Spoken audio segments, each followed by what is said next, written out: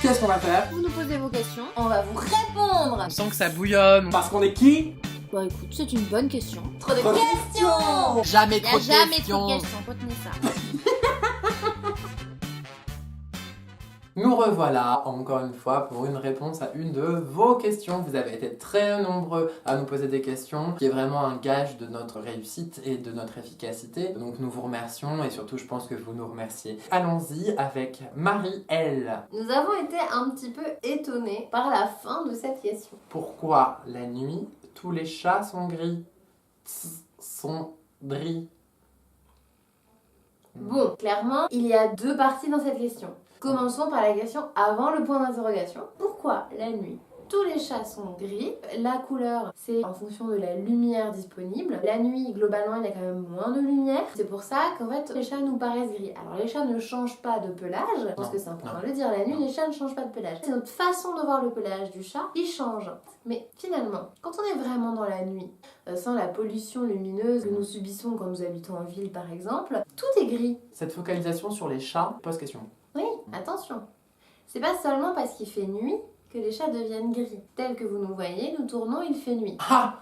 Qui l'aurait cru? Tout chat qui passerait actuellement dans cette pièce ne serait pas gris, à moins d'être gris de base. C'est pas parce que c'est la nuit que les chats sont gris. Quelque chose que je voulais dire qui me semble très important à souligner, même si nous on perçoit tous les chats comme gris, il faut bien se rendre compte qu'ils gardent leur vécu de chat roux, ou de chat blanc, ou de chat noir, ou de chat tigré, enfin il y a plein de chats. On a tendance du coup à oublier et à se dire oh tous les chats sont pareils, dès que c'est la nuit, appelons un chat un chat. L'expérience de vie d'un chat tigré ne va jamais être celle d'un chat roux. Leur vécu, leur rapport aux autres chats, leur rapport aux humains, leur rapport à tout en fait, va être malheureusement encore à l'heure actuelle conditionné par la couleur de leur pelage et ça, ce n'est pas ok. Je pense que c'est ce qui nous amène maintenant à la deuxième partie de votre question.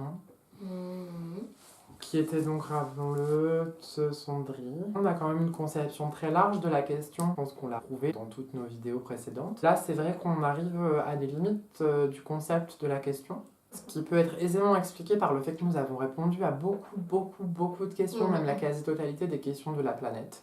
Donc je comprends que vous soyez obligés D'innover. d'explorer des terres inconnues. Là, clairement, nous sommes plongés dans la nuit et vos mots nous apparaissent gris. Ça peut paraître un peu choquant pour nos plus grands fans de nous entendre dire que nous avons peut-être atteint une de nos limites dans notre expertise des questions. Mais c'est parce que la société, toujours dans la performance, nous a pas habitués à l'humilité tout simplement. Nous sommes extrêmement compétents en matière de questions. Il n'y a aucun doute là-dessus. Nous sommes d'autant plus compétents que nous sommes capables de dire à un moment donné, là, on ne sait pas. Ça, c'est ce que nous nous sommes dit à la première lecture, mais en y réfléchissant, nous avons quand même un élément de réponse. Notre réponse sera, je pense, d'un commun accord, Grøvnøkt. Nous vous laissons sur quand même ces derniers mots très percutants. Si malgré tout, quelqu'un dans le monde possède encore une question, n'hésitez pas. Nous avons cette persévérance de toujours vous répondre, toujours vous répondre, toujours vous répondre. Avec brio. Avec brio.